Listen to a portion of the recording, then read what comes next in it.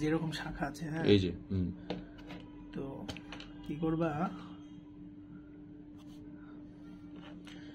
এইটা হচ্ছে একটা শাখা, এরপরে হচ্ছে তুমি ভাগ করে নেবা, যে এই যে এদিক দিয়ে একটা যাচ্ছে, এদিক দিয়ে একটা যাচ্ছে, এদিক দিয়ে একটা যাচ্ছে, 3টা শাখা।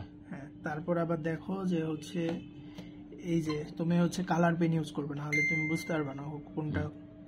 এই যে একটা আসলো, আসার পরে এইটার আবার ভাগ হয়েছে, এটার ভাগ হওয়ার পর আবার এটার ভাগ হয়েছে, একদম শেষ অবধি যেটা থাকবে না এটা হচ্ছে এক।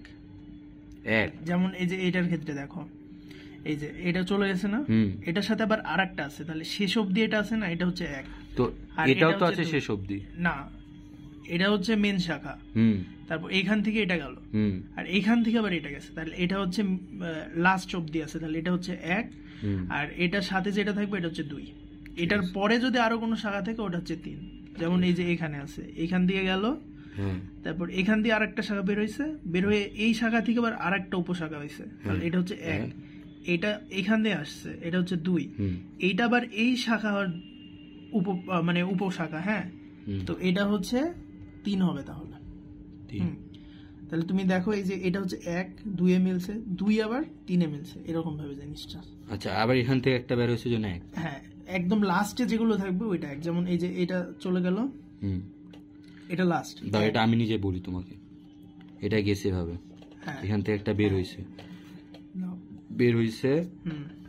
যেহেতু এখান থেকে আরেকটা বের হয়েছে, তাহলে এই জন্য এটা এক, আর এটা হচ্ছে দুই। আবার এভাবে গেছে, এখান থেকে বের হয়ে এটা শেষ হয়েছে, জন্য এক।